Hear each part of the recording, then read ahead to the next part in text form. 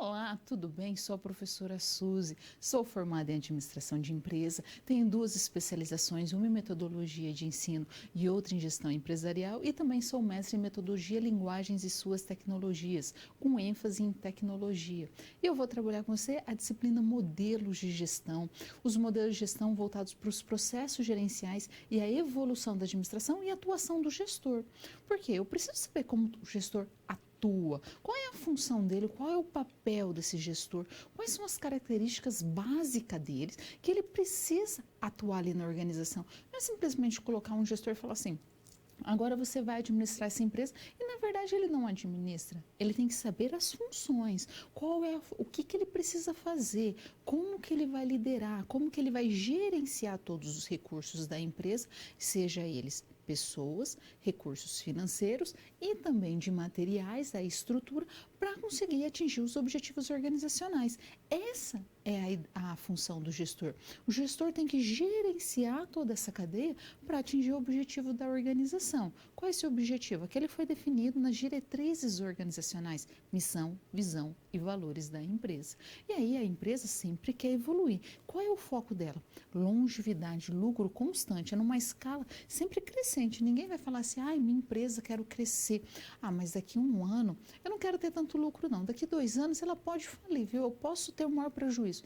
Ninguém fala isso, a ideia não é essa. Ninguém joga R$ 1, R$ 2 no lixo, mas cria empresa e perde empresa. Por quê? Porque não sabe a atuação do gestor, não sabe qual é a função dele e o papel dele dentro da organização. Vamos contextualizar?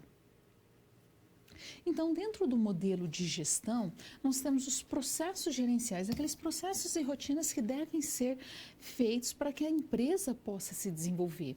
E aí é interessante entender a evolução da gestão, a evolução da administração e a atuação desse gestor.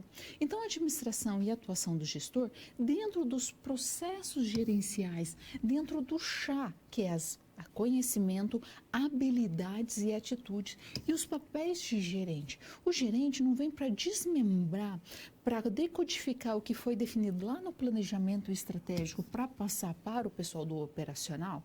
Então tem que entender essa função do gerente, o processo de tomada de decisão, a análise das suas consequências, quais são as etapas desse processo, como que eu realizo uma mudança organizacional, o recongelamento, a mudança e o congelamento novamente, como que eu trabalho as tendências dos modelos de gestão analisando a sociedade e as pessoas, porque são elas que vão consumir e também produzir os produtos e serviços da minha empresa. E eu tenho que saber quais são as linhas atuais de gestão da empresa, como que ela está funcionando. E aí nós vamos utilizar a linda chefe do lar. A gente vai elaborar um programa de gestão transparente e nesse programa nós vamos conhecer mais a implantação dele. E a empresa é uma empresa que fabrica eletroportáteis. Ela tem ali como carro-chefe os liquidificadores e ela tem uma vaga para o gerente comercial. O antigo gerente, ele atuava na empresa há muitos anos, ele resolveu se aposentar e aí ele falou assim: olha, precisamos ter um novo gerente que eu vou auxiliar vocês, mas eu não vou ficar mais nesse cargo. E a empresa tem que ter umas mudanças importantes na linha de produto. Então, quais são essas mudanças? Como que vai realizar essas mudanças? Como que vai desenvolver as novas estratégias? Conhecer esses novos gerentes? Como que ele vai atuar ali na empresa? Porque sempre existe uma certa resistência, né? E sempre tem um bloqueio ali, a pessoa, mudança, não vai ser bom. Por quê? Ela às vezes vem de uma cultura que toda mudança que aconteceu na empresa foi ruim. Então tem que ser um processo, uma transição tranquila, onde tem que ter uma comunicação clara, uma comunicação precisa. Por isso que é importante ter uma gestão da transparência nessa empresa. Se ela já está sofrendo diversas mudanças ali, é natural que as pessoas deem uma olhada com certo receio e falem assim: será que vai ser bom? Como que vai ser esse novo gerente? A gente estava acostumado há tanto tempo com o antigo gerente e agora? Quais serão essas mudanças? Como que nós vamos trabalhar? E aí, como ele vai auxiliar nessa empreitada, eu vou te auxiliar, ajudá-lo a realizar todas essas mudanças de forma mais tranquila na empresa.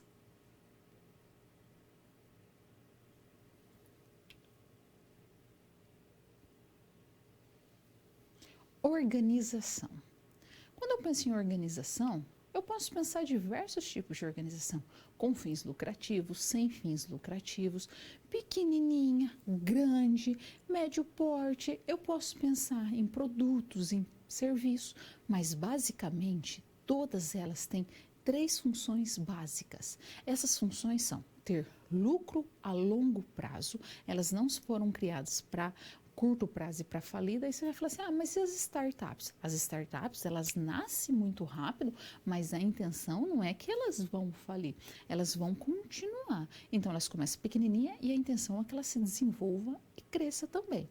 E aí, a empresa, ela vem de um propósito de ter esses três objetivos. O que é esses objetivos? Primeiro, ela tem que ter um objetivo, ela tem uma razão de ser criada. Aonde que eu vejo isso? Na diretrizes organizacionais. Aonde? Na missão. Por que criou essa empresa? Qual o intuito dela existir? Qual é a razão dela estar ali? Qual o motivo? Então, ela tem uma missão. Ela foi criada por um propósito. Segundo, quais são a visão dessa empresa, como ela está hoje e como que ela quer estar no futuro, como que ela quer ser vista nesse futuro pelos seus fornecedores, pelos seus concorrentes, pelos seus clientes, pelos seus funcionários, por todos os existentes na empresa e que atuam ali.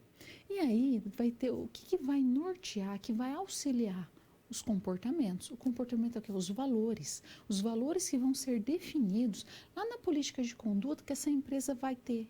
Então, ele que vai guiar o comportamento de todos na organização. Não estou falando na base da organização, mas estou falando de todos. Quando eu falo todos, eu estou lembrando dos níveis de planejamento. Lembra dos níveis de planejamento que eu tenho o operacional, o tático e o estratégico? É todos o comportamento, desde o estratégico até o operacional. Vamos ver as características comuns das empresas? Então, as características são: primeiro, propósito. Todas as empresas têm que ter um propósito, um objetivo a ser seguido. Então, ela tem ali um propósito que vai ser desmembrado em quê? Em metas. Então, vamos colocar que eu tenho um objetivo aqui, crescer 10% ao ano. Então, eu vou desmembrar em 10% no primeiro mês, 1% no primeiro mês, 1% no segundo mês, e assim sucessivamente, porque daí eu vou desmembrar aquele grande objetivo, fragmentar ele, eu vou dividir em metas.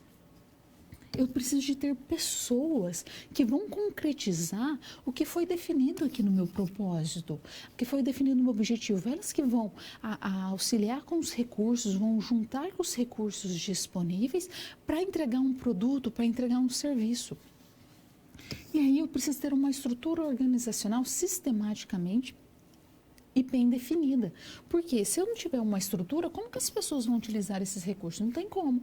Então, essa estrutura é o que? É materiais, é a própria empresa, são as responsabilidades, são os limites, são as funções existentes. Aí eu preciso entender quais são esses limites, como que ele funciona, o que precisa para essa empresa atingir seus objetivos que foram lá definidos no seu propósito. Então, ela precisa ter propósito bem definido, as pessoas para realizarem as tarefas ali e também essa estrutura sistemática. E aí nós começamos a entender sobre o processo evolutivo. Primeiro eu sei o que é uma organização. Desde os tempos antigos até hoje, todas elas têm essas características. E aí, quando a gente começa a pensar em evolução da administração, nós temos o quê? A teoria clássica, a teoria científica e as outras teorias. A teoria científica é quem? A teoria científica é de Taylor. Ele vai analisar a empresa de forma científica, como fosse uma ciência. Ele é conhecido como o homem do cronômetro, onde que ele desenhava, literalmente, ele desenhava ali, ele pegava a pessoa mais produtiva da empresa e olhava como ela fazia os processos. A partir daí, ela olhava os movimentos que fazia. Ele fazia o estudo do tempo em movimento. Tempo, ele cronometrava o tempo e os movimentos que era feito. Se ele percebia que tinha algum movimento ali desnecessário, ele falava, não, esse movimento não precisa fazer. Aí ele treinava as pessoas e falava, olha, você tem que produzir tanto em determinado tempo. Com isso, você aumenta a produtividade. Aí ele pensava que uma empresa podia ser mudada da base para cima. Então, ele acreditava que a gestão estava tudo ok, mas que precisava mudar a base.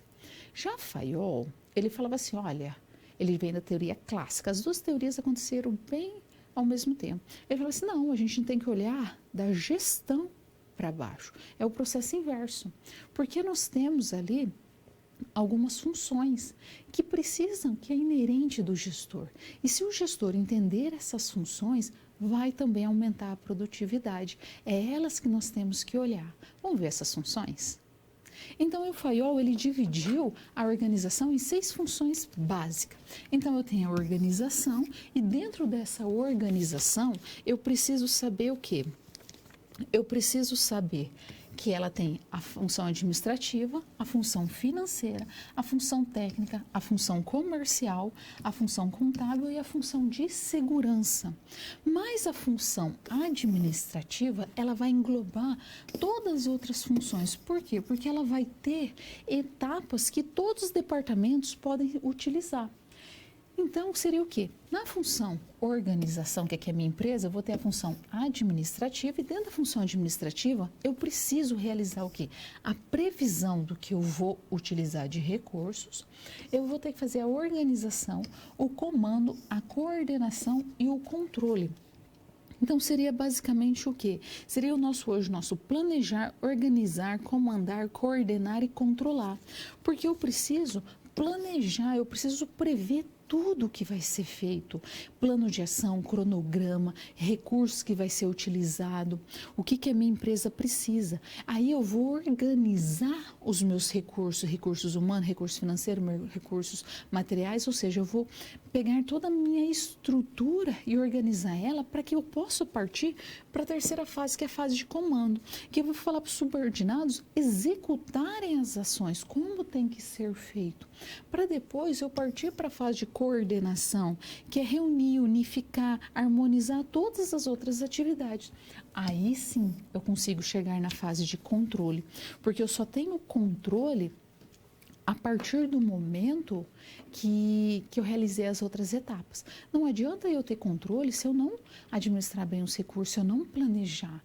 Se eu não planejar, eu não tenho como controlar, porque aqui no planejamento, um está atrelado diretamente ao outro, porque se eu controlo, eu vou saber se aquilo que foi planejado de fato está acontecendo, ou se está tendo algum desvio no caminho. Aí o Fayol falou assim, olha, essas funções é inerente do setor financeiro, do setor contábil, da produção, de todas elas, não é somente da função administrativa, nós podemos utilizar na empresa inteira, e uma depende diretamente da outra, não adianta eu olhar a parte financeira isolada da produção e isolada da parte comercial. Todas elas precisam fazer o planejamento das suas ações, utilizar os melhores recursos, comandar, coordenar e controlar. E aí ele falou assim, a partir daí sim, você tem as funções administrativas aplicadas dentro da empresa. É a gestão do topo para baixo.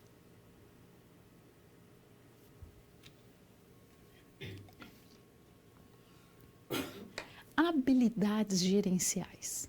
Todo gestor precisa ter habilidade, ele precisa saber o que está fazendo, ele precisa saber o que vai ser feito, como que vai ser feito, e ele precisa ir lá e executar essa ação. O que é isso? O chá. É chá para tomar? Não, não é chá para tomar. É chá de conhecimento. O que você tem? Eu tenho que ter conhecimento do que eu preciso fazer. Eu vou olhar uma empresa e um problema que tem ali, e eu tenho que só de bater o olho ali e ver e falar assim, aqui é um problema. Qual é a solução desse problema? A minha habilidade de saber resolver aquele problema. A minha atitude é ir lá e resolver. Não é ficar simplesmente ali no campo falando assim, eu vou resolver, é interessante, e não for ali colocar a mão na massa. E isso tem que ser atrelado ao quê? Aos valores. Os valores que vão reger, que vão guiar toda essa tomada de decisão. E eu preciso ter ética. Com isso nós montamos o quê? Uma chave. A chave do sucesso, a chave da habilidade gerencial. Um gerente precisa ter conhecimento do que está fazendo, ter habilidade para realizar aquela ação e atitude para ir lá fazer. Porque se ele não tiver, esquece, ele não vai ser um bom gerente. Vamos ver o que Mitzberg diz sobre isso? Mitzberg fala assim, olha, para ter habilidades gerenciais, você tem que ter relações formais e informais com as pessoas. Você precisa realizar toda essa dinâmica Porque você precisa construir uma rede de contatos, você precisa ter um network ali muito forte. E com isso você precisa criar comunicação formal e informal dentro da empresa. Muitas vezes você tem que utilizar ali canais formais, mas também informais, mas nunca esquecendo que não pode ter nenhum tipo de ruído. Um gerente vai realizar negociação constantemente. Ele precisa negociar, ele precisa realizar essas negociações, seja com as pessoas, seja com fornecedores, seja com o cliente. Ele precisa entender das políticas organizacionais compostas pela estrutura organizacional, tudo que foi definido lá no Código de Conduta. Já Keynes diz o seguinte: olha, as habilidades gerenciais, elas são analisadas basicamente pelas habilidades técnicas, pelas habilidades humanas e pelas habilidades conceituais. Mas isso vai se mostrar mais aparente, vai se mostrar mais dependendo do nível que você se encontra. Então ele fala assim, olha, dependendo da sua função dentro da organização, você vai precisar ter mais nível técnico. Se você está mais ali na base, você precisa saber executar bem a ação. Você precisa conhecer muito do produto e do serviço que você está oferecendo. Então, às vezes, você precisa conhecer mais a máquina, os processos ligados ao desenvolvimento daquele produto ou serviço, ou seja, a técnica para realizar. Você precisa de uma habilidade humana? Você precisa. Mas a habilidade que você precisa ali, conceitual, já é menor. Aí, quando nós estamos na segunda fase, você precisa ter uma habilidade humana muito grande, porque o gerente, quando a gente pensa nos níveis estratégicos, no tático, ele pega tudo do que o estratégico definiu e vai desmembrar em cronogramas, planos de ações, ele vai pegar aquele grande objetivo e vai dividir ele em várias partes e falar assim, olha, se vocês seguirem essas etapas, você vai seguir esse caminho. Seria como se você quisesse ir do ponto A ao ponto B. Em vez de você fazer de uma única vez, você vai ter algumas paradas. É como se você fizesse uma viagem de 500 quilômetros à noite e a cada 100 quilômetros você fosse parando. Aí o seu gerente falasse assim, olha, a cada 100 quilômetros você vai parar, você vai descansar 10 minutos e vai seguir viagem. Só que para isso você precisa, já que você vai estar dirigindo, acender os faróis, abastecer o carro, você vai utilizar tal estrada. Então você vai mostrar o caminho que vai seguir. E com isso vai conseguir atingir esse objetivo que foi definido. Então precisa ter ali no nível tático, precisa ter uma habilidade humana muito grande. Quando a gente começa já a pensar no conceitual, que é das ideias, nós estamos falando mais do abstrato, do subjetivo. É quando você consegue analisar o ambiente e transformar eles em cenários, em simulações, em ambientes que pode vir ser utilizado para a empresa. Quando eu estou falando de cenário, eu estou falando tanto daquele cenário bom, quanto daquele cenário ruim que a empresa pode enfrentar. Então, Keynes fala assim, olha, você tem que entender essas habilidades. Vamos ver como que ela fica? Então, basicamente seria aqui, na primeira linha, precisa ter habilidade técnica muito grande, depois eu tenho que ter um pouco da habilidade humana e eu tenho que ter pouca habilidade conceitual. Eu não estou trabalhando ali, eu vou corresponder à missão, visão e valores da empresa, mas eu preciso ter mais conhecimento do meu produto e serviço. Já no meu ambiente, na minha gerência intermediária, eu tenho que ter um bom conhecimento aqui do nível técnico, mesmo porque eu posso precisar comprar máquina, comprar equipamentos e aí fazer análise dele para aumentar a produtividade, mas eu tenho que ter mais conhecimento humano. E a conceitual, ela acaba sendo um pouco maior do que o da primeira linha. No nível superior, ele não precisa ter tanto conhecimento técnico, mas ele tem que ter um grande conhecimento humano e conceitual, para ele poder analisar esses ambientes e fazer toda a sua performance. Aí Mitzberg fala assim, olha, nós temos papéis gerenciais. O que diz esses papéis gerenciais? Ele fala assim, olha, tem o papel, todo gerente tem um papel de decisão, um papel interpessoal e um papel de informação. O que seria esse papel de decisão? O papel de decisão é quando ele pode ser um empreendedor, um intraempreendedor, ele pode ser um negociador, dependendo da situação, um administrador de recursos e um controlador de distúrbios ali. sempre um administrador de conflitos. Então, ele tem um papel de decisão sobre o que acontece no dia a dia da empresa. Ele pode ter também os papéis interpessoais. Então, ele tem aquele papel de líder, aquele papel de exemplo, tipo de relações públicas. Muitas vezes ele está representando a empresa, ele está representando o exemplo ali para todos os funcionários, então ele tem um papel de gerente interpessoal. E aí também tem um papel de informação. O papel de informação, ele que vai obter, reter e disseminar todas as informações. Então, ele tem aquela função de monitor, de disseminador, de porta-voz. É ele que vai, tanto no ambiente, disseminar as informações do ambiente interno para o externo e do externo também para o interno. E ele tem que ter uma comunicação clara, uma comunicação precisa, sem nenhum tipo de ruído, chiado que possa vir atrapalhar. Então, o gerente, ele tem que entender que muitas vezes ele tem um papel decisório, ele tem um papel de interpessoal e também ele tem um papel de informação. É a função dele, ele não pode falar assim, isso eu não quero fazer, então ele não é gerente. Ele tem que fazer. Ele tem que entender que ele tem essas funções. E tudo vai depender da organização, da situação que ele se encontra e do ambiente. Tem momentos que é mais papéis decisórios, tem mais momentos que é papéis de interpessoais e outros momentos que é de informação. Não tem como eu falar, é mais esse. Tudo vai depender da organização. É o famoso depende, não tenho como controlar. Tudo vai depender da empresa que você está inserido.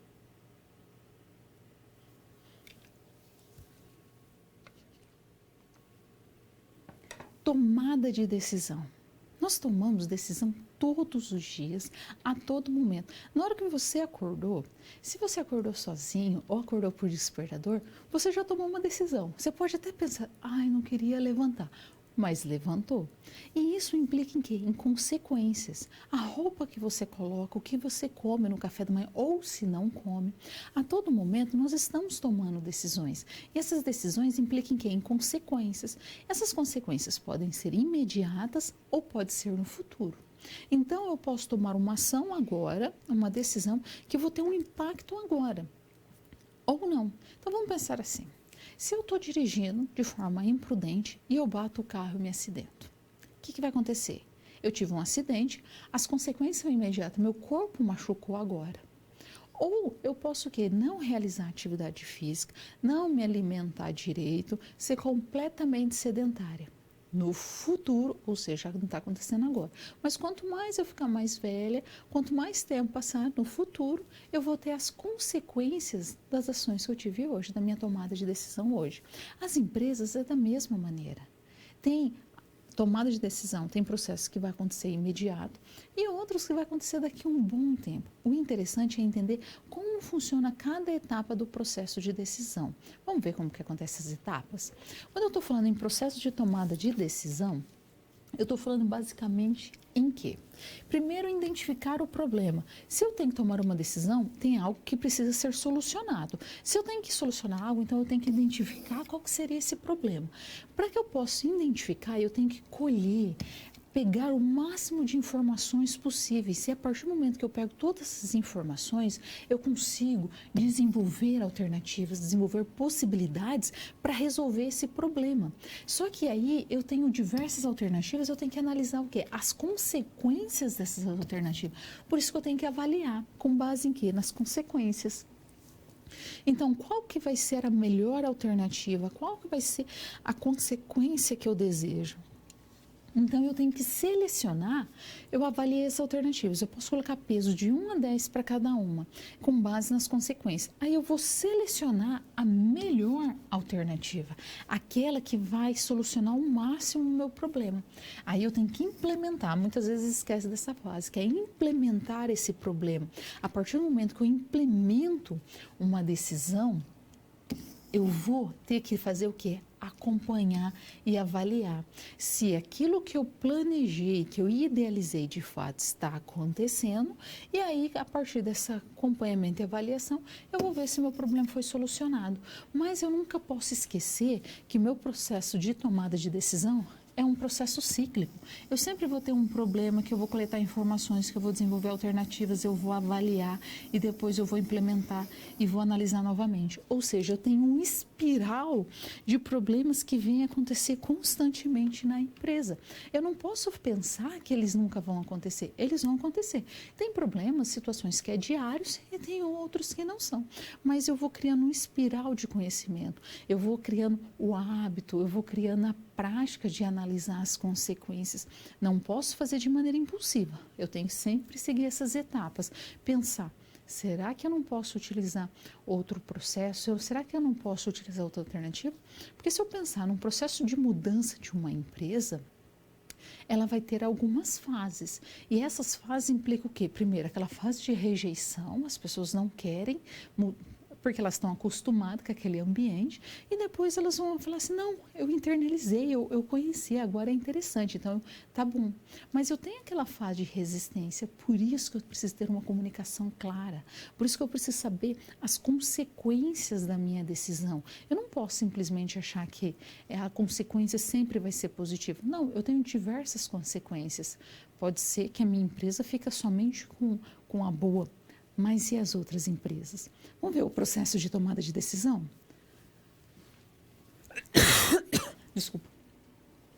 Então, o processo de mudança, segundo Kurt Lewin, ele fala o seguinte, uma mudança organizacional para acontecer de fato, ela precisa ter o quê? A fase do descongelamento. O que é esse descongelamento? É aquela fase e onde que você vai descongelar os velhos hábitos, os velhos costumes, aquilo que já está muito arraigado, que está acontecendo na empresa, daí você vai mudar, você vai descongelar todos esses processos, como se fosse um degelo mesmo. Aí você vai implementar, que eles chamam de mudança. A mudança é quando as pessoas percebem a importância da mudança, elas entendem a razão, ela tem sentido aquela mudança porque tem significado para elas. Então elas conseguem internalizar. A partir do momento que elas conseguem internalizar, elas conseguem perceber que é interessante e tem que continuar realizando essa mudança. É o que ele vinha chamando da fase de recongelamento. A fase de recongelamento é uma fase onde que vai congelar, né?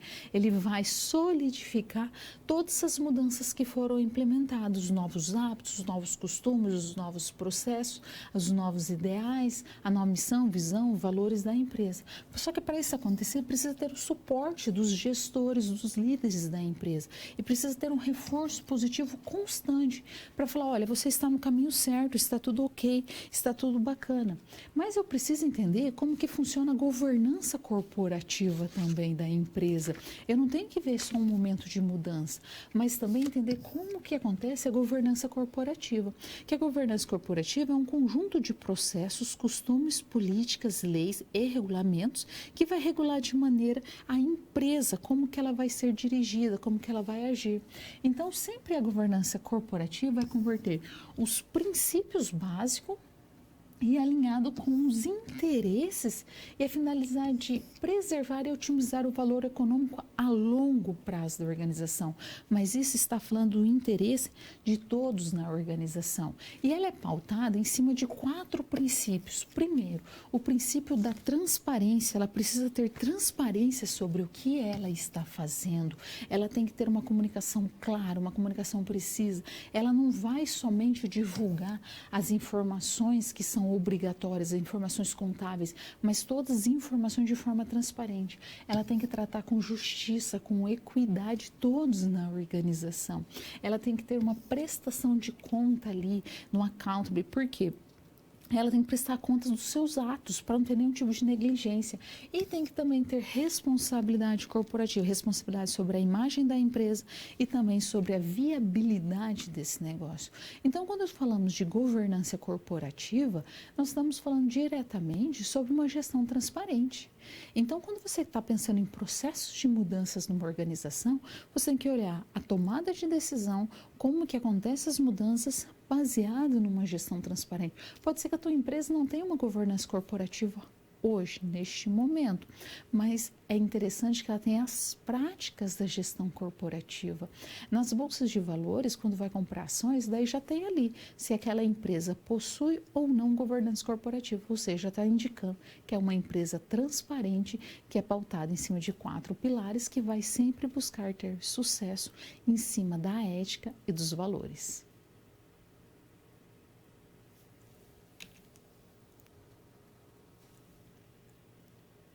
Gerente comercial da linda chefe do lar. Então tem que implantar um novo gerente na empresa, está naquela fase de mudança onde que ninguém sabe exatamente como que vai ser esse gerente, como que é o comportamento, quem que vai ser. E aí nós temos que solucionar esse desafio. Vamos ver primeiro que desafio que é esse? O desafio é, a fábrica de eletroportáteis, linda chefe do lar, ela resolveu investir em um novo projeto. Esse projeto é, na verdade, capacitar um gerente comercial para substituir o antigo. Então, precisa fazer uma seleção dos candidatos que vão ser da área comercial. O João, que trabalhou muitos anos na empresa, que é o antigo diretor de marketing de venda, ele falou assim, olha, eu tenho um excelente funcionário aqui que está alcançando todas as metas, aumenta a meta, ele está batendo meta, ele é um excelente funcionário, é o Pedro. E aí a gente tem que analisar também como que vai ser esse gerente e a empresa está pensando em mudar os seus produtos, porque o que acontece? Ela comercializa liquidificadores e neste momento ela olhou e falou assim, nossa, eu posso... Conversando com o Paulo, falou assim, nossa, eu posso produzir também a mixer. Meus liquidificadores estão caindo.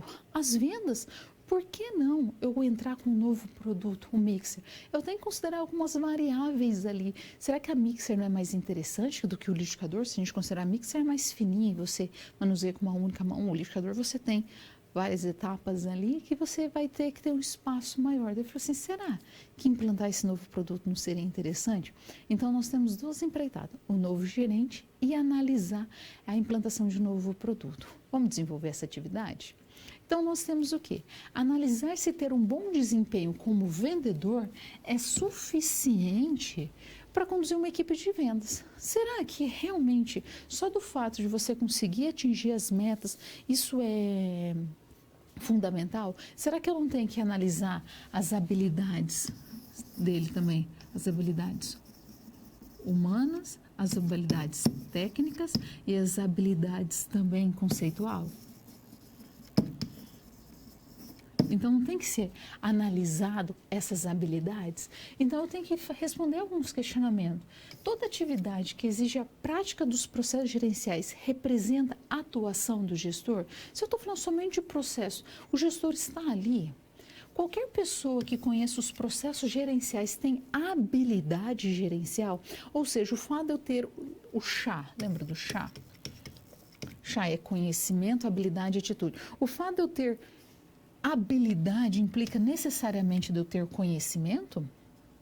Para assumir os papéis de gerente, é necessário apresentar características típicas de gestor? Será que todos os gestores são iguais? Eles têm características comuns, características típicas, e só por isso ele pode assumir um papel de gerente?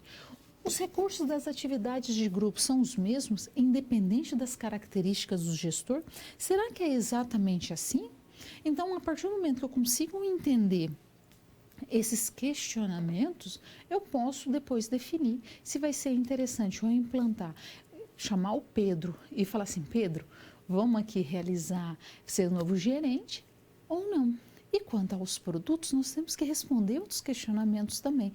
Por que será que está caindo as vendas? Qual é a razão das vendas dos liquidificadores estar acontecendo?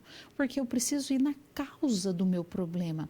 O diagrama de Chicago, ele fala o seguinte, olha, eu tenho que saber a causa do meu problema e no corpo da minha espinha de peixe eu tenho que saber ali, ó, as causas. E às vezes não é uma causa, às vezes são várias causas, eu tenho subcausas. Porque se eu não saber o que está motivando esse problema, o que está levando a esse problema, eu não vou conseguir solucionar. Seria como se você tivesse uma mangueira e liga a torneira, ela está vazando água, em vez de eu procurar aonde que ela está vazando, eu vou ali e só passo uma fita mais ou menos, ou muitas vezes vê, né, a pessoa passa um paninho, né, e amarra ali e não resolveu o problema. não solucionou, não tampou o buraco. Ela simplesmente ali deu uma escondidinha. Então, vê como a gente pode resolver? Então, eu vou analisar da seguinte forma. Primeiro, o problema é na linha dos liquidificadores? É isso que está causando a quedas? Ou aconteceu algum tipo de mudança nos hábitos dos consumidores? Ou, na verdade, os consumidores estão achando mais fácil limpar uma mixer de um liquidificador? Ou será que é a falta de tempo da dona de casa e, na verdade, não é só o liquidificador caiu as vendas, não. Às vezes pode cair dos outros produtos. Tem que ser considerado também o espaço dos armários. Ou será que pode ser o nome da empresa? Será que a empresa realmente não está caindo a imagem dela? Então, eu preciso identificar o problema principal, aquele que está causando, por que de fato ele é um problema e classificar. Eu tenho que categorizar ele em forças, em potências, o quanto que ele tem ali na minha empresa que ele vai causar uma força, ou seja, ele é grau 1, grau 2, grau 3, aí eu vou fazer essa classificação. Quanto mais alta é a força dele, mais rápido tem que ser solucionado. Problema, não posso ficar deixando de lado, não. A uma hora eu resolvo. O problema tem que ser resolvido diariamente, o mais rápido possível.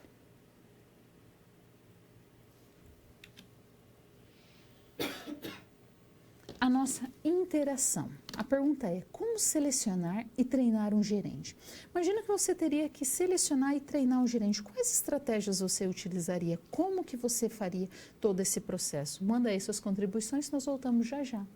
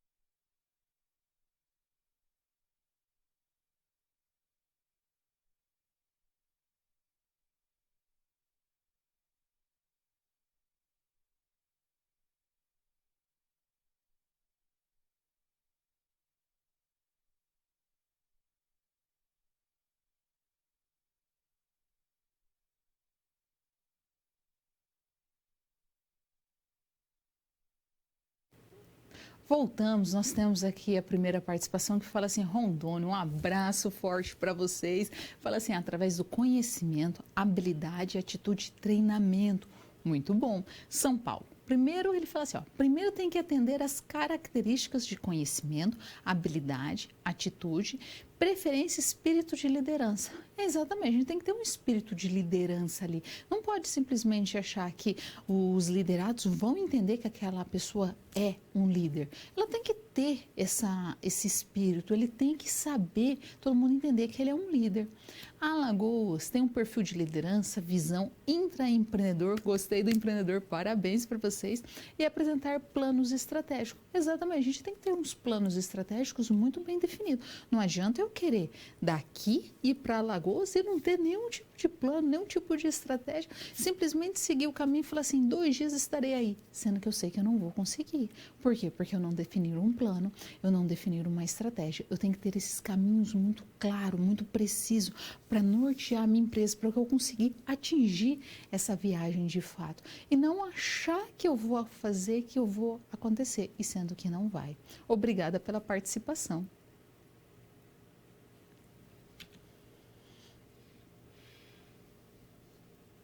Tendências em modelo de gestão, sociedade de pessoas. Eu tenho que entender primeiro, a minha empresa vende para quem? Para pessoas. Quem fabrica os meus produtos? As pessoas. E as pessoas vivem em quê? Em sociedade. Elas não vivem isoladas. Eu não vivo isolado, você não vive isolado. Nós vivemos em volta de pessoas, nós realizamos troca constante. Então nós temos que entender como que as pessoas se comportam. Eu não posso simplesmente achar que eu vou colocar um produto e um serviço e todo mundo vai amar. Tem pessoas que vão gostar e tem pessoas que não. Então a gente começa a entender a teoria das relações humanas. A teoria das relações humanas, ela vem contrapor as outras teorias. Primeiro, vamos entender por que ela surgiu. Ela surgiu do estudo no estado de Illinois, na cidade de Chicago, no bairro de Hawthorne. Então ela vem da experiência de Hawthorne. A experiência de Hawthorne é uma experiência que aconteceu numa fábrica que fabricava relés. Relés é um produto para iluminação pública. Ou para iluminação, não precisava ser público, mas essa empresa fabricava para iluminação pública. E aí, eram só mulheres que trabalhavam nessa empresa. E aí, o que aconteceu? Essa Western Electric Company era uma empresa que ela fabricava esses relés e queria medir a produtividade. Elton Maio, um grande estudioso da época, falou assim, olha, eu vou estudar então a produtividade na tua empresa. A empresa, geralmente na época, eram empresas mais escuras, não tinha tanta iluminação. Aí eles falaram assim, vamos medir a intensidade da luz com relação à produtividade. Aí pegaram um grupo de mulheres, separaram esse grupo de mulheres e colocaram várias lâmpadas e iluminaram bastante para elas começarem a trabalhar. Aí elas começaram a trabalhar mais. Aí eles falaram assim, nossa, que legal, aumentou a produtividade. Então vamos colocar mais iluminação. Aí colocou mais iluminação, ficou mais clara ainda. Aí elas começaram a produzir mais ainda. Eles falaram assim, nossa, então vamos iluminar mais um pouco ainda, vamos deixar muito claro. Aí ficou muito claro. Aí caiu a produtividade. Em vez de subir, ela caiu. Aí você fala assim, ué, o que aconteceu? Se eu estava colocando iluminação, estava aumentando a produtividade. Por que ela começa a cair? Essa é uma das primeiras fases da experiência. Aí eles perceberam que elas não estavam produzindo pela iluminação. A iluminação era interessante? Era. Tá mais clarinho? Era bom? Era. Mas esse não era o único fator. Elas estavam isoladas, elas estavam sendo observadas. A partir do momento que elas estavam sendo observadas, ela falou assim, ué, o que eles estão olhando a gente trabalhar? Vamos trabalhar mais rápido aqui. Aí elas começaram a trabalhar rápido porque elas estavam sendo observadas. E aí, quanto mais iluminação, eles falaram assim, nossa, eles aumentaram a iluminação, significa que é alguma coisa. Aí vamos trabalhar mais rápido. E aí, elas foram cada vez mais trabalhando mais rápido, só que elas chegaram na capacidade máxima produtiva dela. Até que elas falaram assim, ó, a gente está trabalhando, eles não falam nada, não faz nada, e elas não estavam aguentando mais, daí começou a cair a produtividade, mesmo aumentando a intensidade da luz. Aí a experiência de Hawthorne mudou todas as teorias da administração, porque antes focava somente na produtividade, falou assim, nossa, elas estavam comunicando entre elas. As interações sociais, as interações humanas é fator preponderante para o desenvolvimento de uma empresa. São as pessoas que desenvolvem a empresa e conforme elas eram trocando informações entre elas, uma motivava a outra. Olha, aguenta mais um pouco aí, vamos continuar trabalhando, eles estão nos observando. Então isso foi a base. Daí Elton Maio fez essa experiência, ele buscava descobrir a produtividade com relação à iluminação e na verdade ele descobriu que a produção está ligada diretamente às relações interpessoais, às interações sociais das empresas, que acontece por quê? Através das pessoas. Então, foi uma experiência que marcou, foi uma quebra de paradigma mesmo. Até antes estava vindo um tipo de estudo e de gestão baseado na produtividade e somente nas máquinas e equipamentos, se você for pensar naquele filme Tempos Modernos, do Charlie Chaplin, ele está falando exatamente da era fordista, onde o Charlie Chaplin entra da máquina, ele passa por toda a máquina, ele se torna máquina, ele não morre. Ele não entra na máquina e vai passando por toda a máquina e sai inteiro. É isso que acontece. Então, vamos ver só os pilares da teoria das relações humanas? Então, quem estudou foi Elton Maio. As ênfases estão nas pessoas e foi conhecido como a experiência de Hawthorne. Mas Hawthorne é um bairro da cidade de Chicago, não é nome da empresa. E aí, eles produziam mais porque analisou e descobriu que as interações e o grupo social é fator preponderante para o desenvolvimento de uma empresa. Com isso, eu consigo chegar na gestão da diversidade. A empresa é composta por diferentes pessoas, diferentes gerações, diferentes comportamentos. E eu só consigo entender a diversidade a partir do momento que eu entendo que existem diferenças demográficas, culturais e pessoais entre as pessoas. E essas pessoas atuam onde? Dentro das empresas. Não só aquelas que trabalham, mas também os clientes dentro dessa empresa. E aí eu posso dividir a diversidade em duas categorias. Em superficial, que é aquela biográfica, né, que eu estou falando de idade, de sexo, etnia, raça, deficiência, ou aquela mais subjetiva, aquela mais profunda, que é aqueles elementos mais abstratos, que eu estou falando de personalidade, de habilidades, valores. Sabe quando tem aquela expressão? Nossa, eu conheci aquela pessoa, depois que eu conheci aquela pessoa, eu descobri que ela é tão legal. Sabe quando às vezes você olha só a casca, como se fosse julgar um livro pela capa, você fala assim, nossa, como que a pessoa é legal? Então seria essa profunda, quando você começa a conversar, interagir com a outra pessoa, que você realiza essa troca, você descobre como que ela é. Se eu tenho uma gestão de diversidade, eu tenho que ter dentro de uma empresa o quê? Gestão de talentos. Eu tenho que pegar essas pessoas dentro da minha organização e trazer elas cada vez mais produzir, cada vez mais atrair elas para a minha empresa. Como que eu faço isso? Fazendo gestão de talentos. Somente entendendo a gestão de talentos, como que eu mantenho esses talentos dentro da minha empresa, eu vou poder trabalhar a gestão da diversidade e eu vou entender o que foi falado na teoria das relações humanas, que é você focar nas pessoas. As pessoas são o centro, elas são a base da minha empresa. A partir daí eu consigo entender qualquer processo. Vamos ver como que a gente faz essa gestão de talentos? Então, a gestão de talento só irá acontecer se eu entender como que acontece as capacidades e as habilidades de cada pessoa, porque cada pessoa vai ter um chave diferente, ou seja, ela vai ter um conhecimento específico, ela vai ter uma habilidade específica, ela vai tomar atitudes em determinados momentos, porque tem pessoas que às vezes em determinada situação de estresse elas paralisam, tem outros que tomam uma atitude, ela vai ter valores dela e também vai ter a ética dela, que está tudo embasado na criação, no desenvolvimento dela, conforme ela foi crescendo. E como que eu faço essa gestão de talentos? Eu vou analisar as estratégias que eu posso fazer isso. Como? Através da atração, eu vou atrair essas pessoas para a minha empresa. Como que eu posso atrair? Através de políticas de desenvolvimento. Eu posso ter planos de carreira, uma cultura organizacional bem definida, que todo mundo vai se sentir atraído para trabalhar na empresa. Eu posso ter desenvolvimento para essa pessoa ela sentir que ela pode crescer profissionalmente, que ela pode crescer como pessoa, ela vai se sentir útil, ela vai sentir que tem uma autonomia. E reter. Reter envolve uma das características, a financeira também, mas as pessoas não trabalham na empresa somente pelo dinheiro. Isso é um equívoco. Muitas vezes ela trabalha porque ela gosta do ambiente, ela gosta de toda a situação. Senão não fosse até aquela frase, né? A gente ganha pouco, mas é feliz. Já ouviu essa frase? Porque a pessoa quer dizer o quê? Olha, o salário não era o que eu gostaria de ter, mas o ambiente é tão gostoso, eu me divirto tanto nessa empresa que faz com que eu fique. Então, o financeiro, reconhecimento, não estou negando, é muito bom, mas também tem que ter reconhecimento profissional, respeito, também tem que ter ética dentro do ambiente de trabalho. A partir daí, você consegue fazer essa gestão de talentos e manter toda a diversidade necessária na empresa para que ela possa crescer e se desenvolver mais.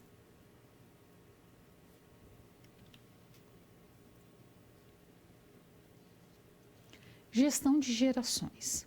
Quando eu falo de gerações, eu estou falando de todas as gerações, desde a tradicionalista até a mais atual.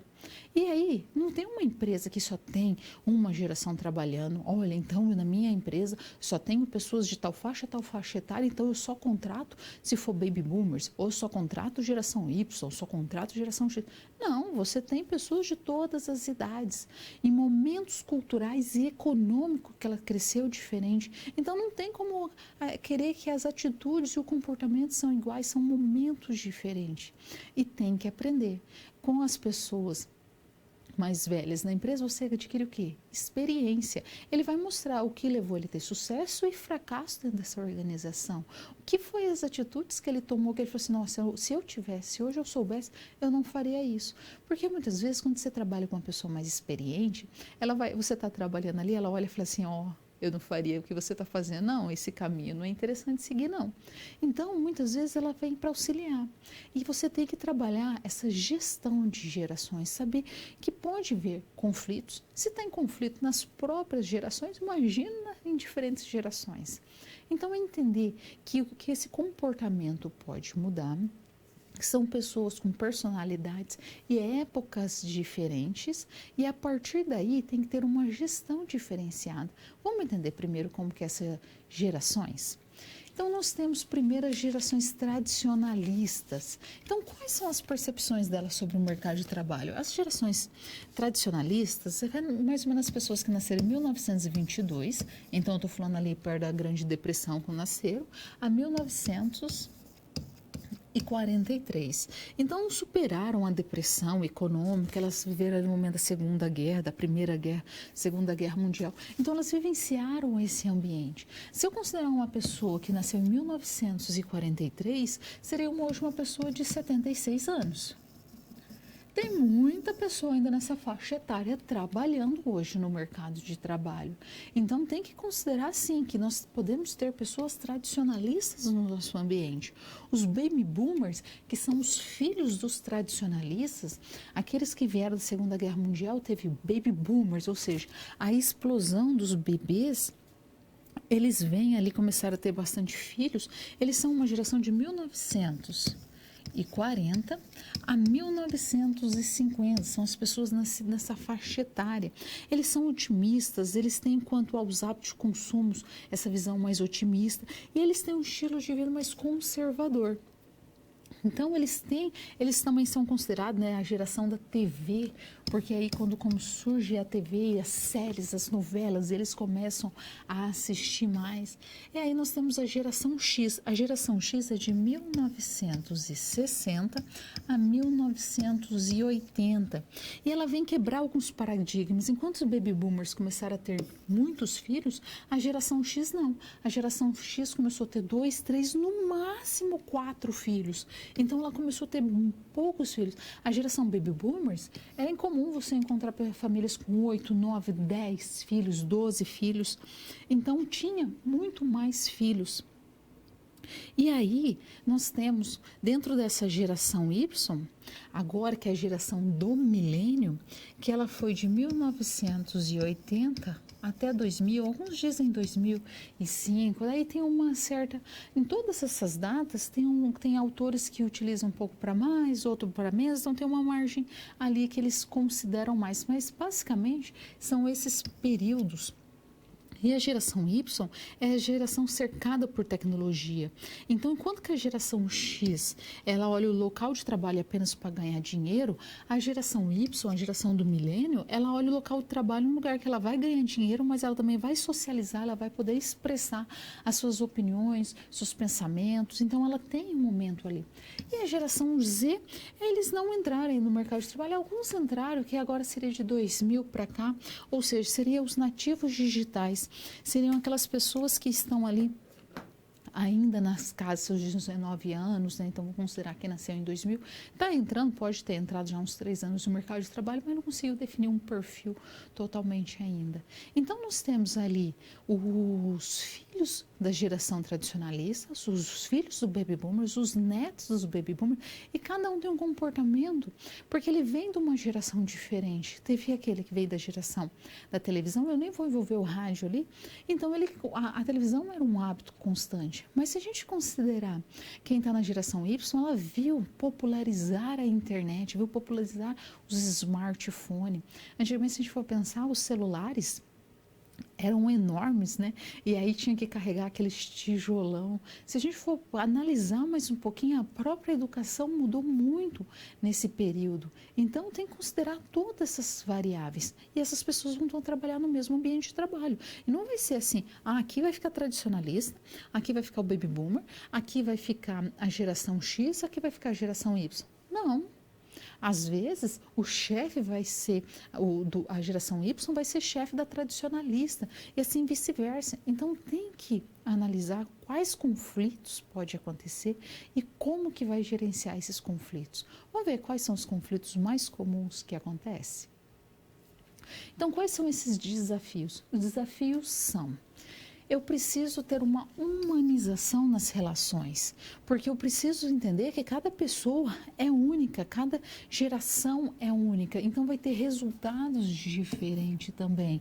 Então, quando eu falo resultado diferente, eu não estou falando que uma geração vai produzir, as mais tradicionalistas, baby boomer, vão produzir menos que a geração X e Y, mas são resultados apenas diferentes. Eu tenho que entender a relação produção, produtividade e aprendizagem dessa produção, o quanto que ela consegue produzir, quanto que ela produz cada vez melhor e mais rápido. Quais treinamentos são necessários que não vão impactar no meu custo? Eu tenho que analisar que as empresas entendem como funcionam os custos também.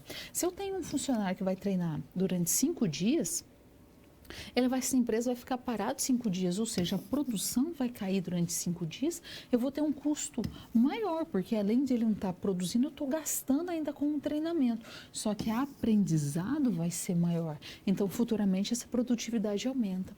A relação de tecnologia com produtividade.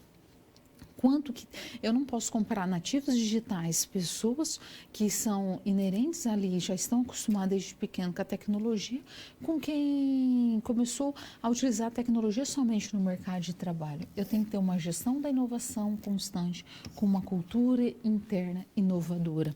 Então, são desafios que a minha empresa vai ter constantemente. Eu não tenho como ignorar esses desafios, ignorar esse ambiente. E eu tenho todas essas gerações que têm talentos, que têm diversidade, que têm personalidades únicas e vão agregar na minha empresa. Mas vai ter conflitos, independente da geração, independente da função, sempre vai ter algum tipo de conflito que precisa ser administrado. E isso é a função do gestor dentro da empresa.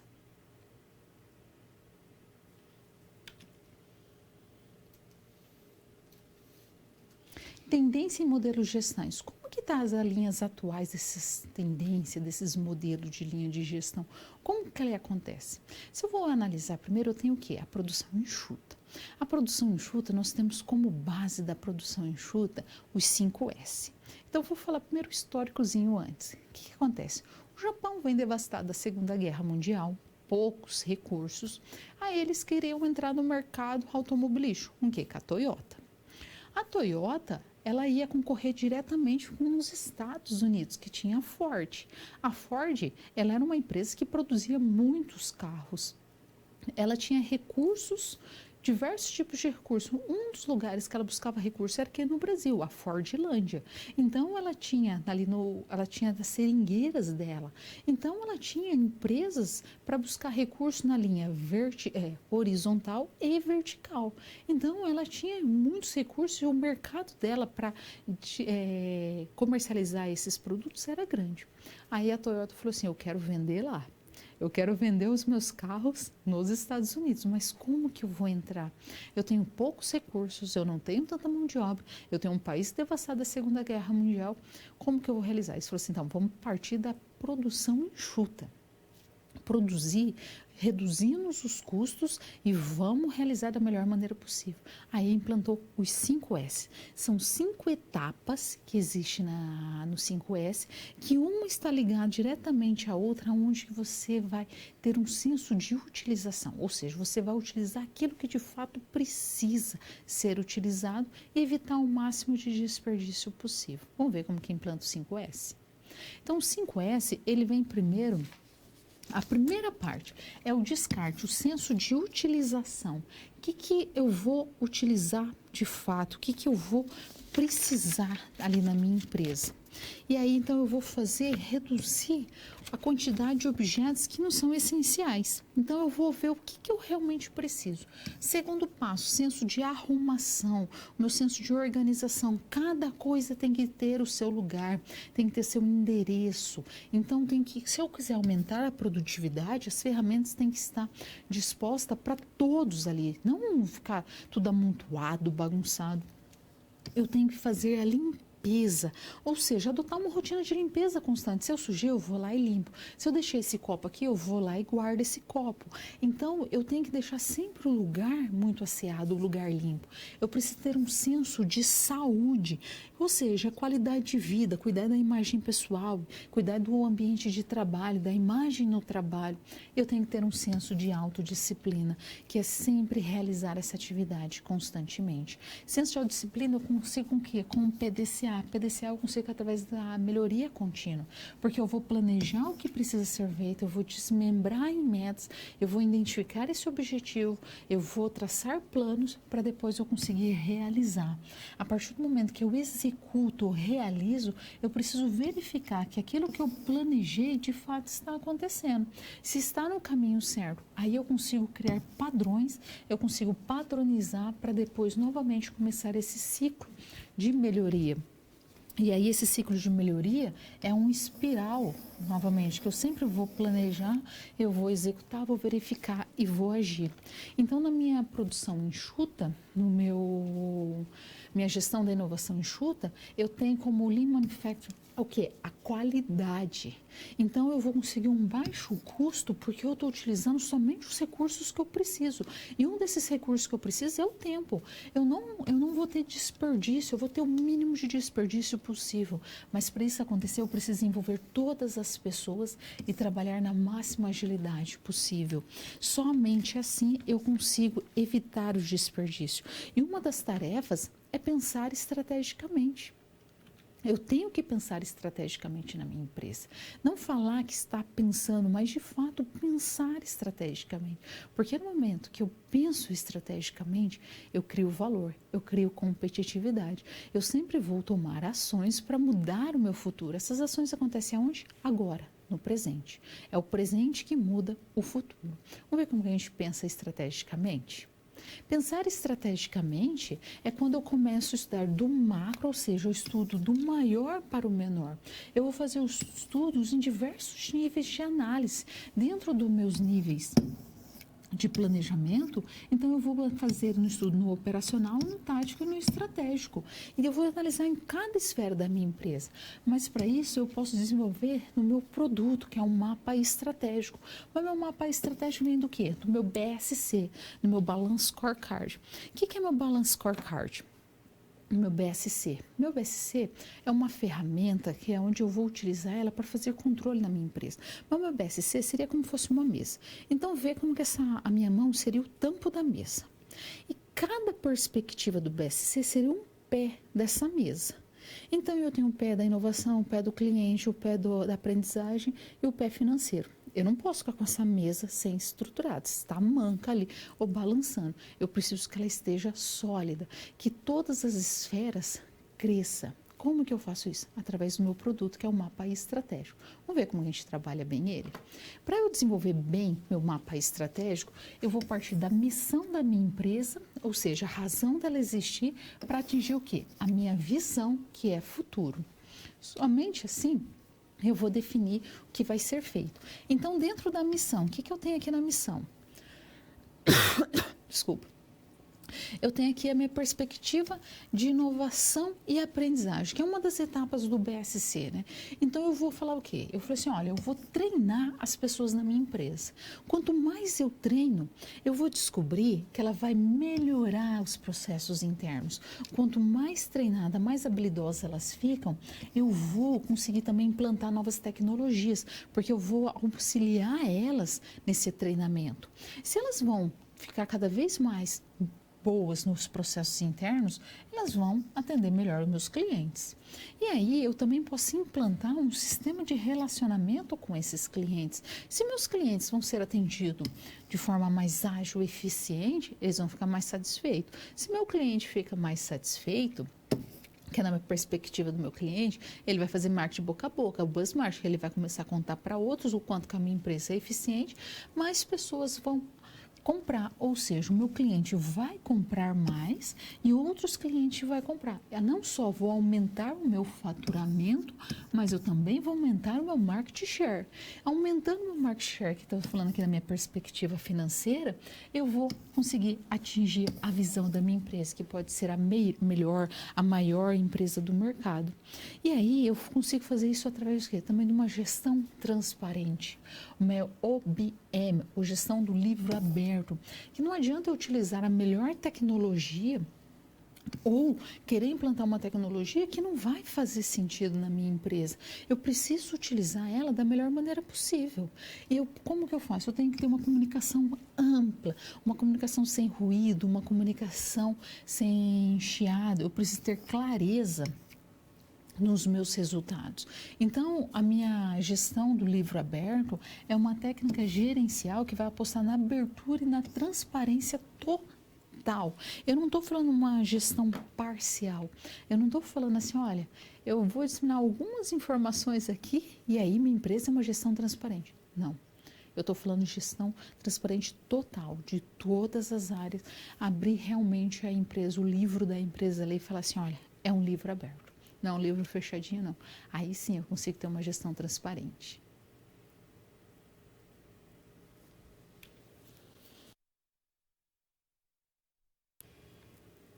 Programa de gestão transparente para a linda chefe do lar.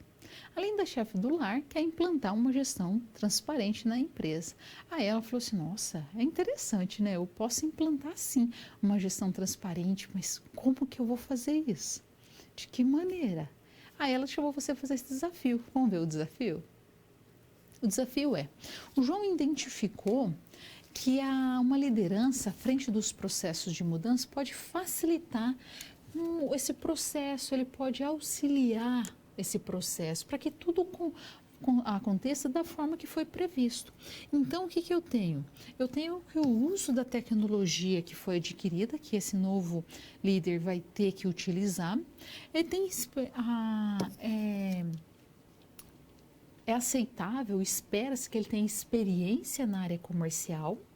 Esse líder também tem que ter facilidade para lidar com questões hierárquicas, então ele tem que saber que ele vai ter tanto subordinados também, como ele vai ter outras pessoas também que ele vai ter que responder ali dentro da cadeia hierárquica. E ele tem alguns candidatos. Que candidatos são esses? A Márcia. A Márcia, ela tem 33 anos, é solteira e atua há 5 anos na área. O Júnior tem 25 anos, ele tem um filho e ele está 1 ano somente na área. E o Maurício tem 55 anos, ele é deficiente físico e está 15 anos na área. Então, nós temos um com 5 anos, outro com 1 ano e outro com 15 anos na área. E aí vai ter que escolher entre esses candidatos, mas como escolher, quais estratégias adotar? E também precisa elaborar o programa de gestão transparente, ou seja, implantar a gestão do livro aberto na linda chefe do lar. Mas daí, quando a gente começa a pensar em um líder, o primeiro passo, só é líder se os liderados entendem ele como líder. Eu não vou colocar um líder aqui e falar assim, olha, o Pedro é o líder de vocês agora. Agora vocês têm que responder o líder. Aí todo mundo olha assim, tá bom, vou atender mesmo o Pedro. Ô Márcia. E aí sempre vai ali e pergunta para a Márcia. Aí você fala assim, tá, o Pedro pode ser o líder formal, mas de maneira informal é a Márcia. Então precisa que todos entendam que ele é o líder e reconheça ele como líder. E não olhar assim, ele é líder de fachada, eu vou aqui na Márcia. Eu não vou no Pedro não, porque eu percebo que ele não é muito líder não. Então o primeiro passo, ele tem realmente esse perfil de líder, os 3 candidatos, são os questionamentos que tem que fazer. Quais situações que ele vai mostrar como líder? Então, seria muito interessante utilizar jogos ali, fazer situações que ele tem que mostrar uma situação de liderança, para ver como que ele atua. Porque muitas vezes a pessoa deseja ser líder, mas ela não consegue ser. Ela quer, mas não consegue, ela não tem capacidade. Isso não é ruim, porque um líder, ele vai ter que lidar com diferentes situações. E algumas pessoas com muita pressão, muitos falando, falam assim, ai, para, não consigo. Então, nós temos que entender como que vai atuar esse líder. O que ele tem que fazer? Vamos ver o desenvolvimento? Então, o líder ele tem que entender da gestão da diversidade, esse futuro líder, porque ele vai ter que trabalhar com toda a diversidade dentro da organização, ele vai ter que saber fazer a gestão de talento, fazer a atração, desenvolvimento e retenção desse talento, ele tem que analisar as características que a empresa precisa, atrelada ao capital intelectual dessas pessoas, ele tem que saber que vai ter diferentes gerações, se vai ter diferentes gerações, vai ter diferentes conflitos, e as características de cada um dos candidatos para essa função, quais são as características, são as particularidades que precisa ali. E é interessante questionar se alguma características ali pode influenciar no comportamento, qual é a característica mais marcante dos candidatos em função à demanda.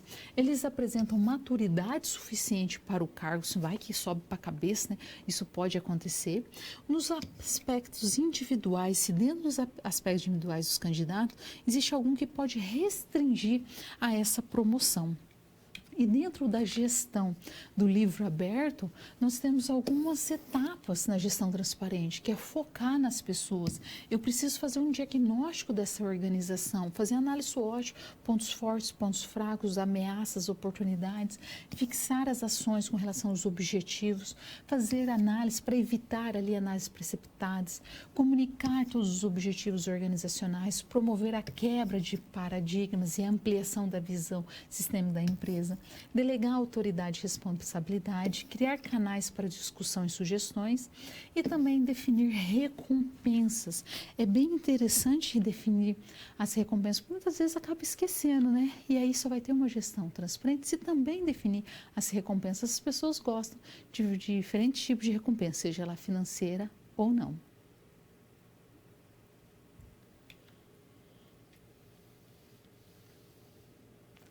Nosso momento de interação. A pergunta é: quais estratégias devem ser utilizadas para que os funcionários se sintam como donos do negócio? Como que você faria? Que ações você desenvolveria na empresa para eles sentirem que pertence à empresa, que a empresa seria como se fosse deles, como se fosse dono?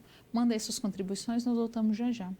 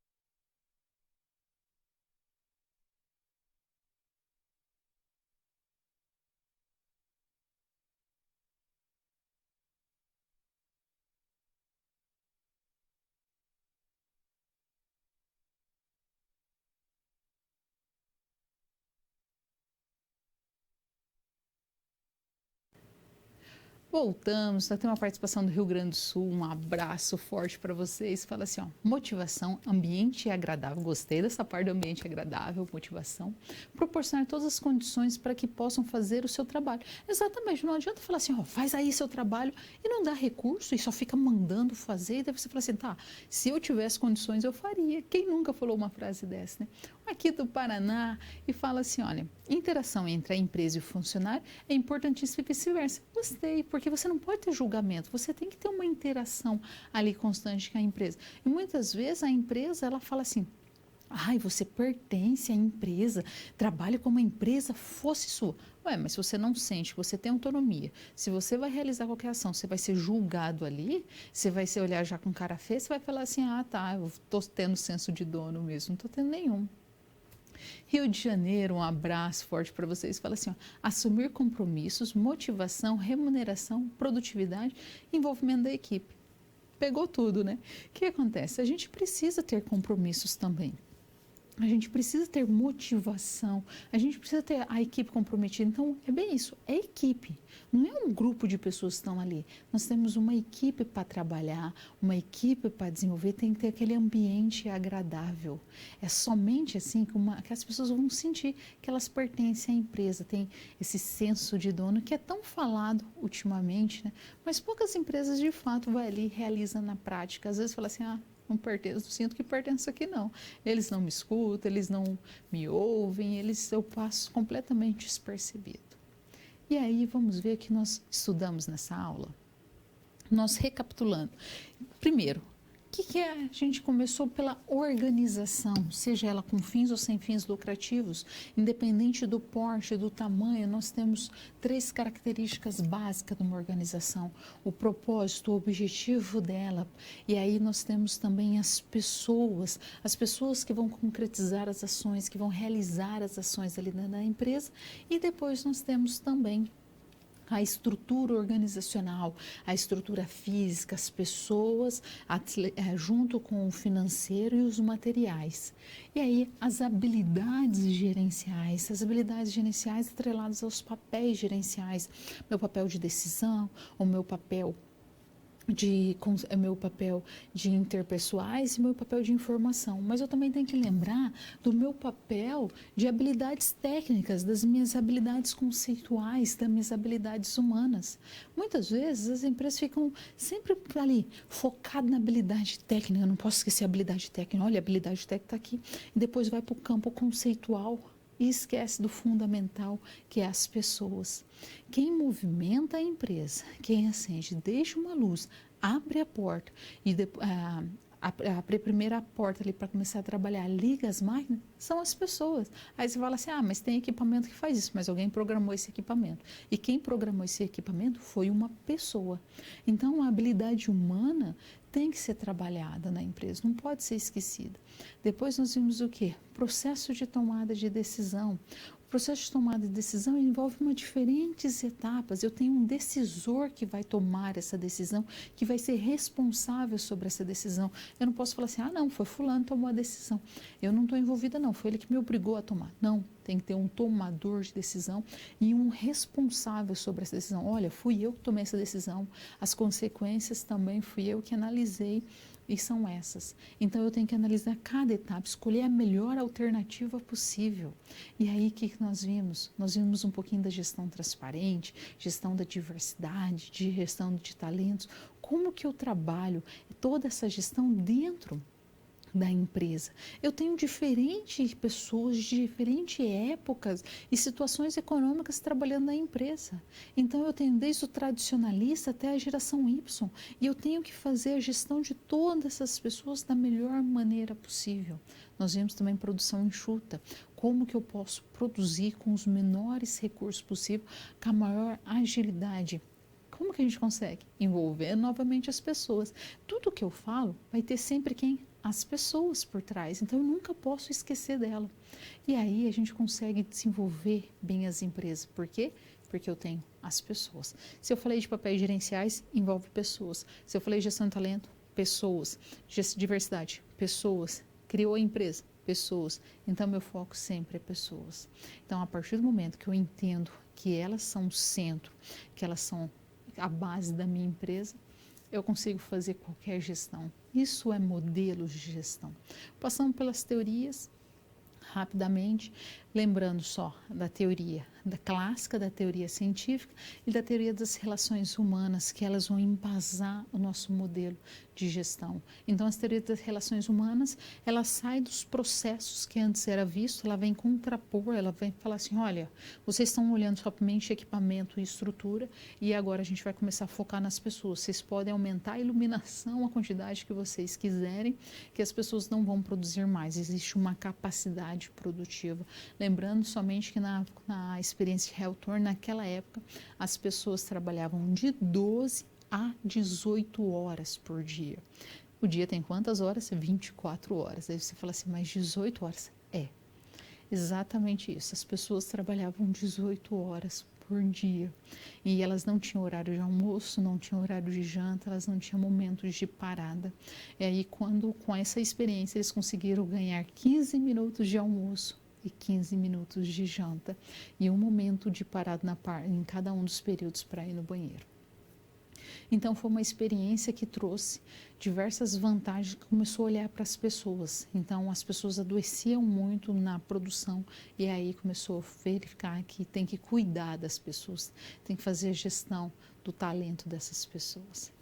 Espero que você tenha aprendido. Foi um prazer trabalhar com você. Um forte abraço e até breve.